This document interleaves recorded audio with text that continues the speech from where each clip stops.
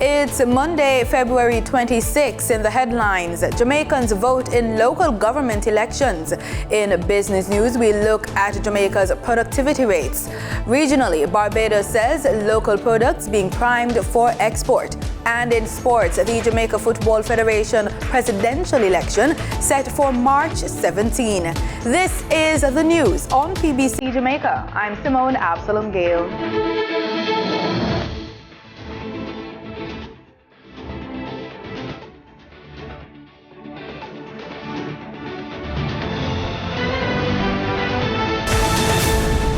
More than 400 candidates are set to contest the local government elections today, February 26. And according to the Electoral Commission of Jamaica, a total of 2.1 million electors are eligible to cast their ballots.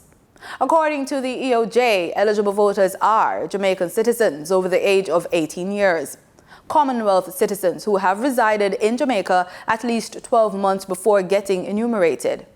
On election day, electors may use either the voter's ID or answer a series of questions to verify their identity.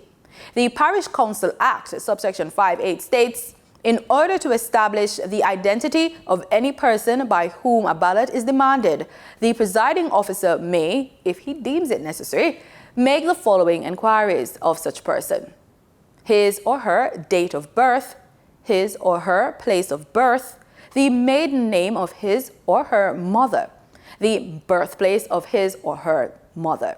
And the presiding officer shall compare the answers given by such person with the information appearing on the record. Once the presiding officer is satisfied with the identity of the person, the voter will sign an oath of identity, which is a written statement. Fingerprints will then be taken and voting can proceed. A person cannot be registered as a voter if that person is under a death sentence in any part of the Commonwealth or serving a sentence of imprisonment of at least 6 months, has been convicted of any offense connected with the election of members of parliament or members of any local authority, is legally certified to be insane, proved to be of unsound mind, or is held as a criminal lunatic, is disqualified by reason of the fact that he or she holds a post which is connected with elections in any constituency. Tax Administration Jamaica will be closing its tax offices at noon today due to the country's local government election. The TAJ explains in a press release that the closures are to facilitate TAJ personnel exercising their right to vote. Business locations, however, will close at 1 p.m. Persons may opt to avoid the tax office visit entirely by conducting several transactions online at www.jamaicatax.gov.jm. According to the release, taxpayers can also utilize Scotia Online and mobile app, as well as being able to make tax payments via the National Commercial Bank, NCB. The Scientific Research Council, SRC, is working to foster a culture of innovation through entrepreneurship, science, education, and popularization across the island. Danita Rodney has the details.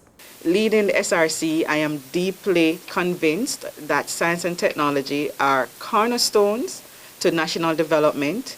They empower us to surmount challenges, unleash economic potential, and foster societal advancement.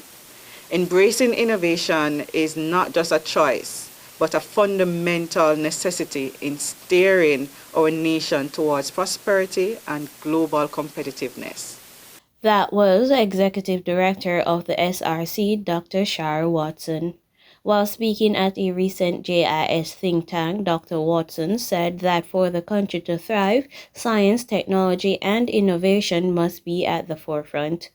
Dr. Watson continued her statement by listing some of the diverse programs and initiatives the SRC has in place that are geared towards Jamaica's development through science popularization and education, one of which is the Young Inventor Innovation Competition. This is a program that is designed primarily for primary and secondary students. It has 3 main pillars to it. We're starting with ideation, where we're demonstrating or assisting the students how to develop their ideas, how to evaluate and establish the feasibilities of their ideas that they might have for an innovative idea. She continues to list the other steps involved in the program. And then we go through the prototyping. We teach them how to prototype. We then will also support them or ensure that they are made aware of what it means to move from idea, prototype, to actually commercialization. So having an idea, having an innovation is not the end all of it. Commercialization is another critical aspect that for a lot of times we neglect.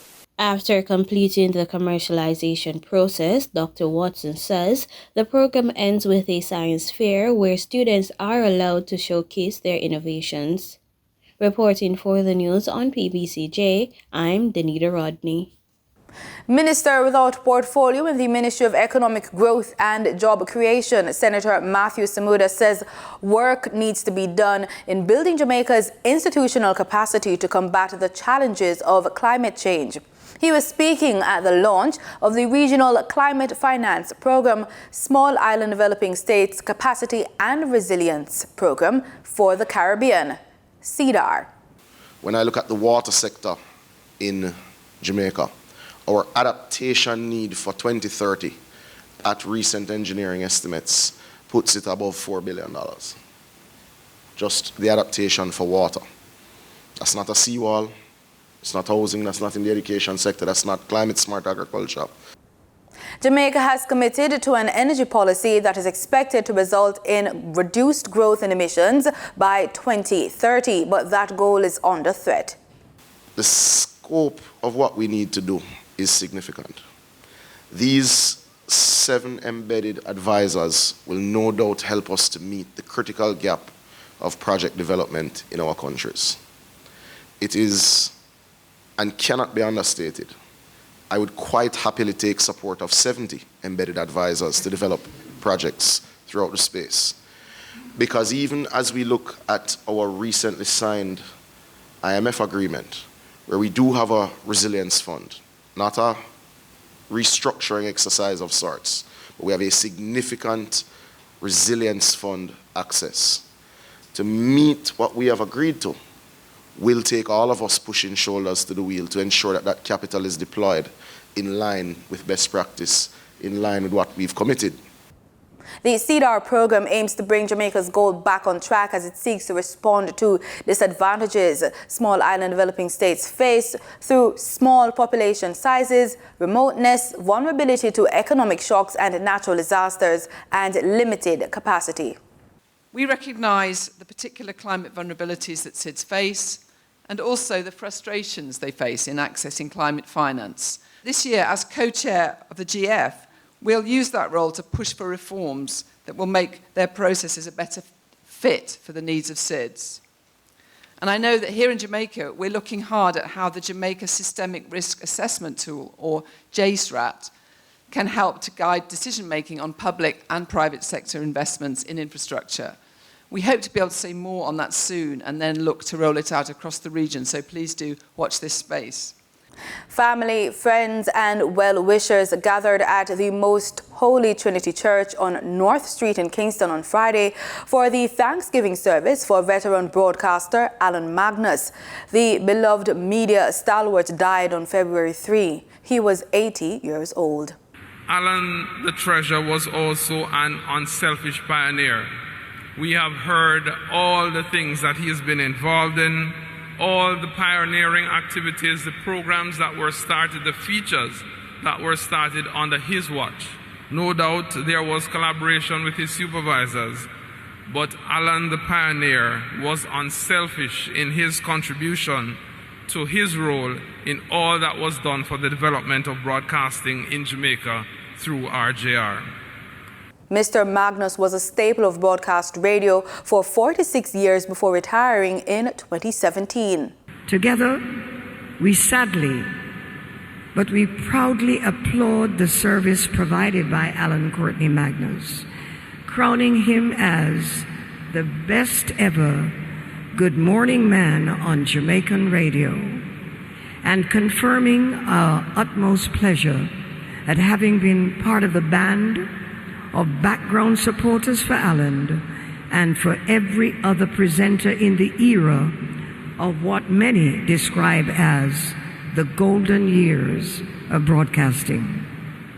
Alan Magnus is survived by daughter Anake, son Richard Allen, son David Allen, and daughter Kelly, and grandchildren Kayla Marie and Jada Marie.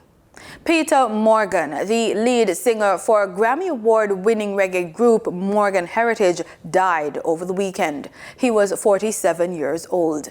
The cause of his death has not been published. The family, in a statement posted on social media, asked for privacy and thanked people in advance for their love and support. Morgan was a son of renowned Jamaican reggae singer Denroy Morgan. He and his siblings formed Morgan Heritage in 1994, and the band won a Grammy for Best Reggae Album in 2016 for Strictly Roots. Time now for the Business Report with Denise Williams.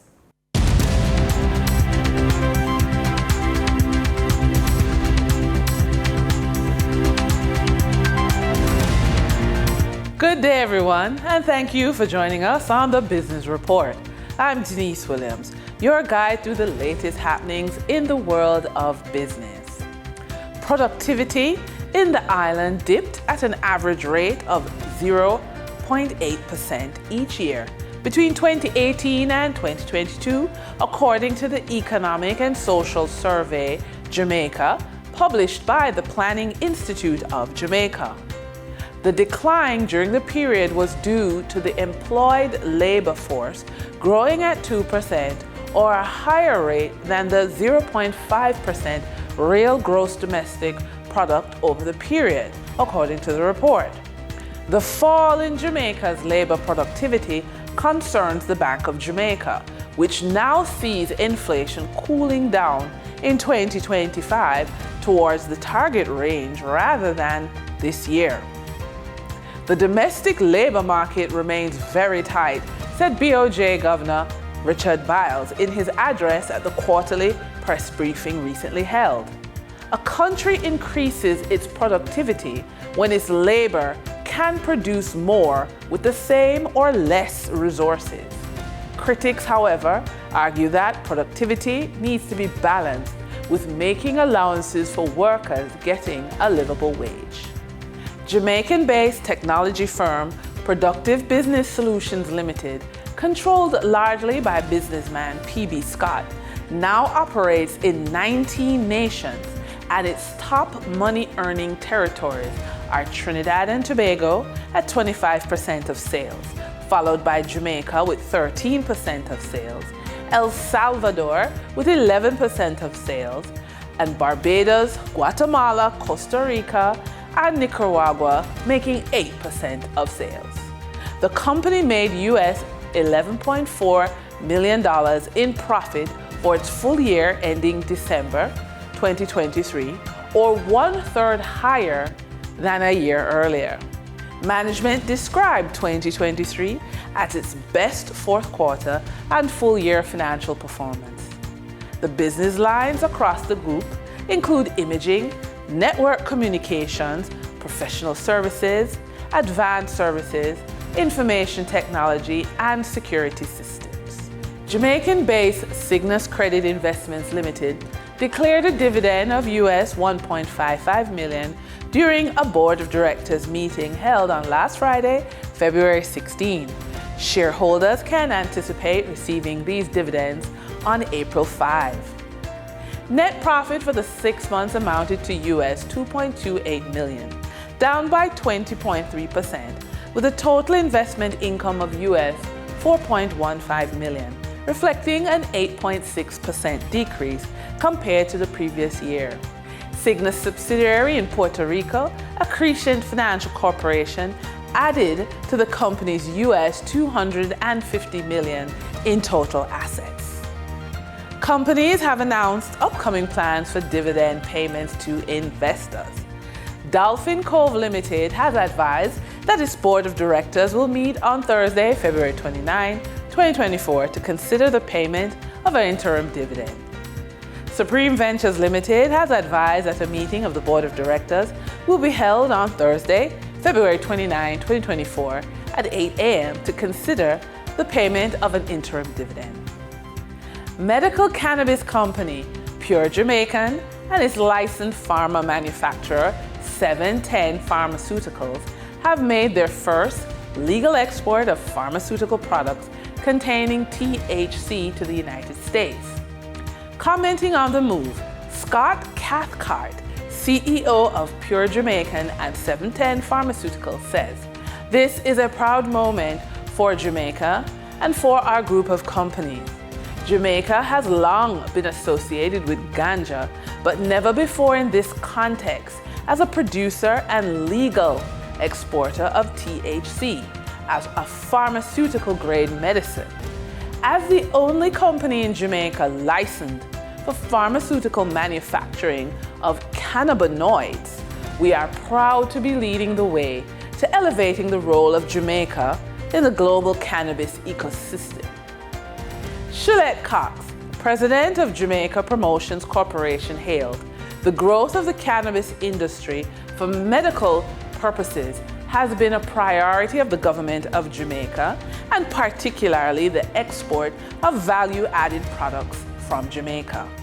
The success of Pure Jamaican and 710 Pharmaceuticals is applauded as JamPro continues to facilitate the local medicinal cannabis industry and ensuring its role in driving the growth of exports."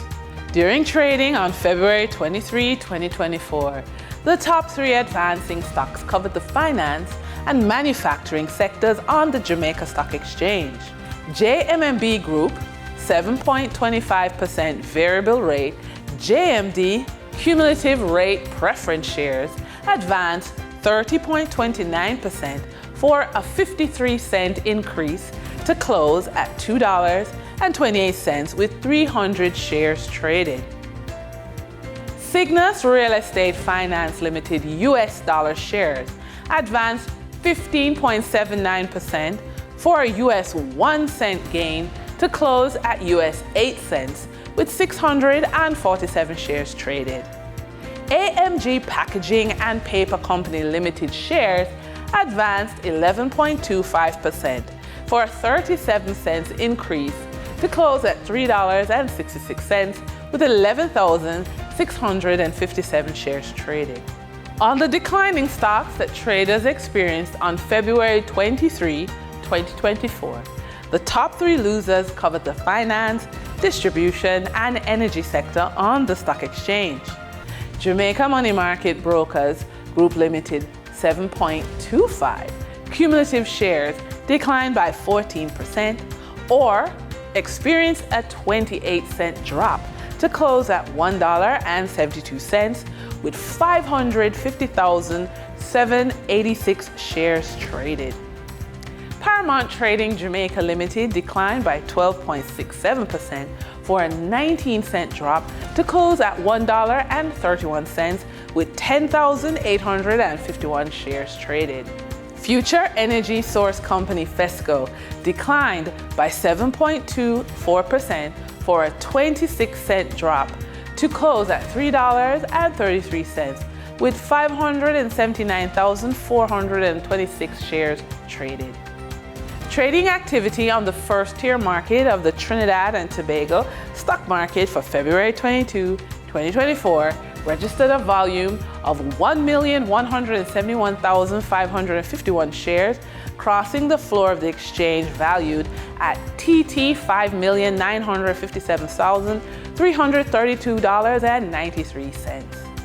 Massey Holdings Limited was the volume leader with 1,034,000 shares changing hands for a value of TT $4,448,175, followed by Trinidad Cement Limited with a volume of 70,538 shares being traded for TT $201,794.22.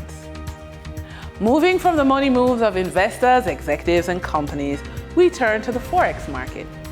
On February 23, 2024, the Bank of Jamaica reported that US $21.2 million was bought from Forex traders while US $15.9 million was sold to Forex traders. Buying directly from the Bank of Jamaica, foreign currency traders sold the US dollar for $157.15 and bought the US dollar for $155.45. The difference between the buy and sell rate was $1.70, which represents a profit for Forex traders for every US dollar traded. Canadian Forex traders earned a trading profit of $7.68 from transactions with the Bank of Jamaica. The Canadian dollar was sold at $118.69 and bought for $111.01. For traders looking at the British pound, they pocketed a profit of $9.75, selling it for $200.35 and buying it for $190.60. For our credit report tip of the day, when you apply for a job, especially in roles where financial responsibility is important, like finance, accounting, or management, employers may check your credit report. A clean credit report can give them confidence in your ability to manage responsibilities effectively, which can increase your chances of getting hired. And with that, we wrap up today's business report. I'm Denise Williams. Appreciate your company. Stay well informed, stay ahead of the curve. Until our next update, take care.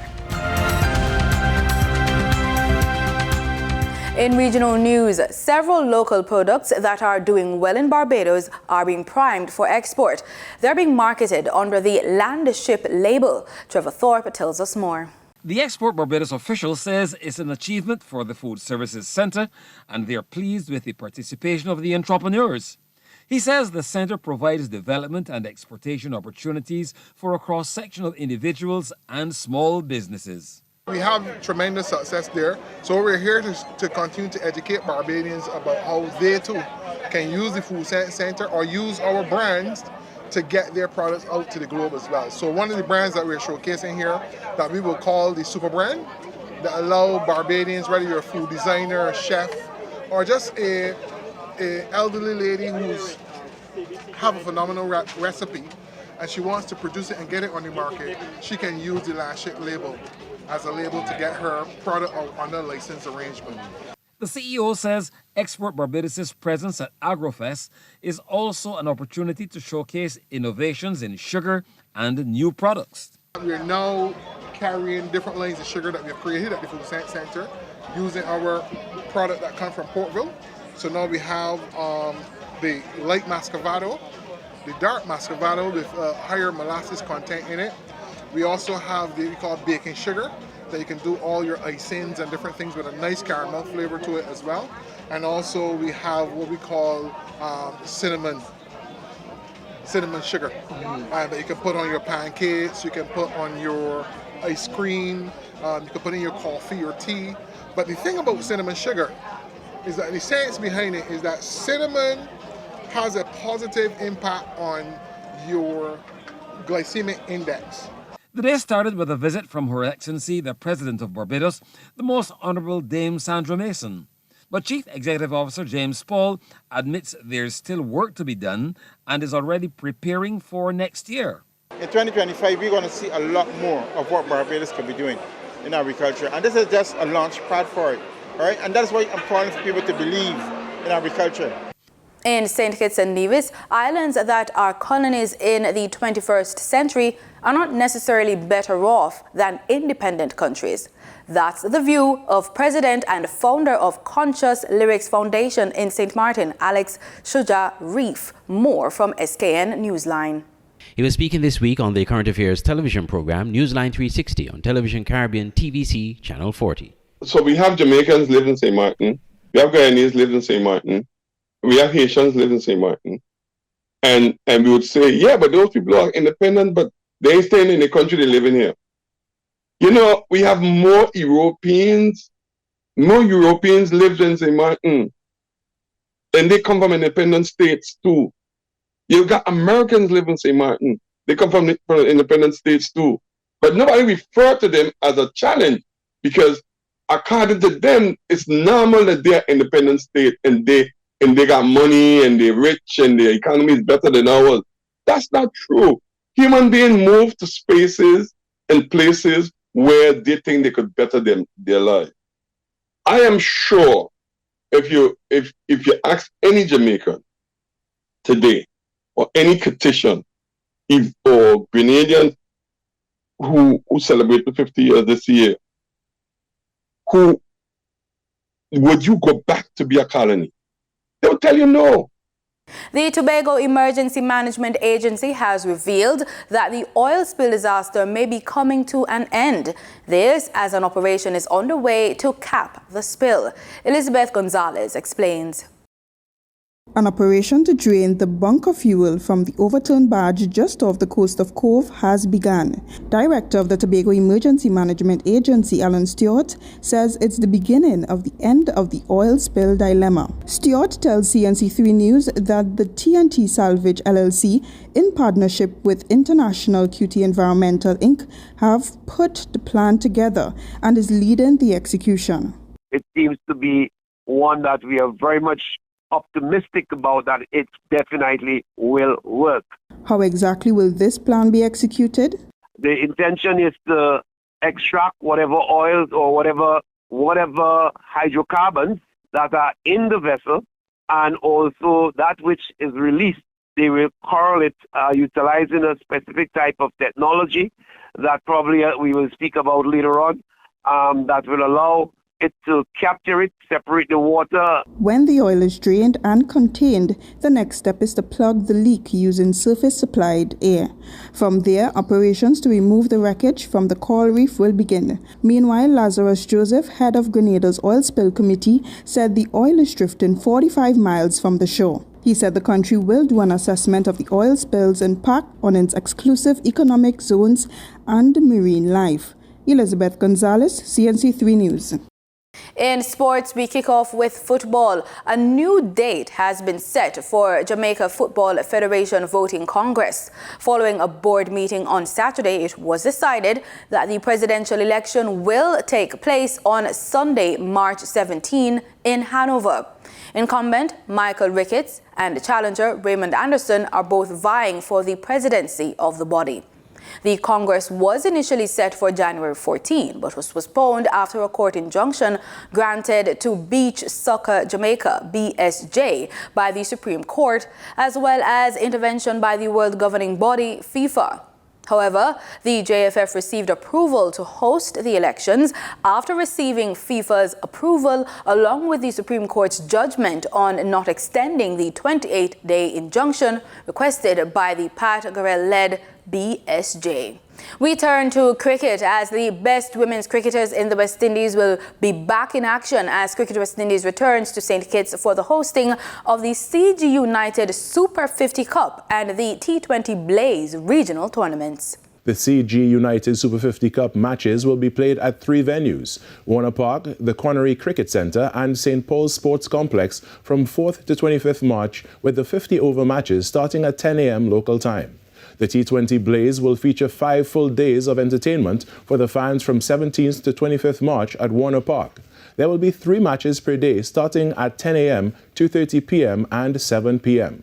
Barbados are the defending champions in both the CG United Super 50 Cup and T20 Blaze. The other teams are the Trinidad and Tobago Red Force Divas, Guyana, Jamaica, Windward Islands and hosts Leeward Islands. The tournament starts a busy year for the West Indies women, which see them play all their international matches away, starting with Pakistan in April, Sri Lanka in June, the ICC Women's T20 World Cup in Bangladesh in October, finishing with a tour of India in December.